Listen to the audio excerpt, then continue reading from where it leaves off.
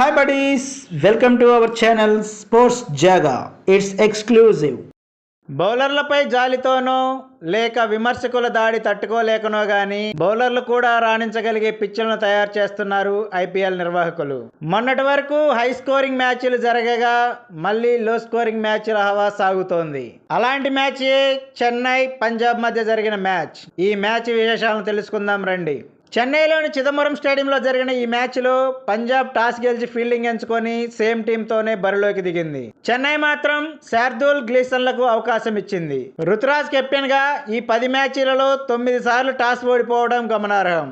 మొదట బ్యాటింగ్ దిగిన చెన్నైకి ఓపెనర్లు రహానే, రుతురాజులు స్లో స్టార్ట్ ఇచ్చారు. ఈ సీజన్లో వాళ్ళు ఫస్ట్ టైం పవర్ ప్లేలో వికెట్ కోల్పోకుండా 55 పరుగులు సాధించారు.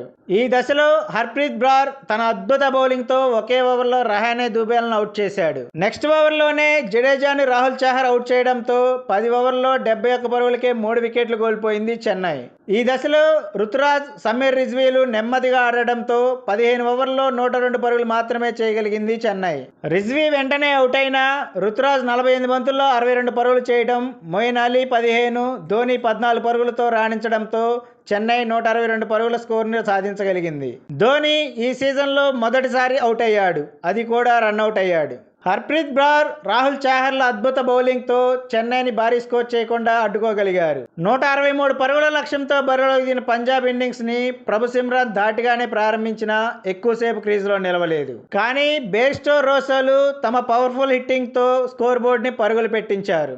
బేస్టో 30 బంతుల్లోనే 7 ఫోర్లు, 1 సిక్సర్తో 46 పరుగులు చేసి అవుట్ అయ్యాడు. తర్వాత రస్సోతో కలిసి శశాంక్ సింగ్ ఇన్నింగ్స్ని కొనసాగించగా రస్సో 23 బంతుల్లోనే 43 పరుగులు సాధించి అవుట్ అయ్యాడు. కానీ లక్ష్యం చిన్నది కావడంతో శశాంక్ సింగ్, శామ్ కరన్లు నిదానంగా ఆడుతూ మిగతా మ్యాచ్ ని ముగించారు. తన అద్భుత బౌలింగ్ తో మ్యాచ్ ని టర్న్ చేసిన హర్ప్రీత్ బ్రార్ కి player of the match award లభించింది. ఈ వీడియో మీకు నచ్చినట్లయితే లైక్ చేయండి, షేర్ చేయండి. ఇలాంటి మరిన్ని అప్డేట్స్ కోసం please subscribe our channel. Bell icon click చేయడం మర్చిపోకండి. Thank you buddies.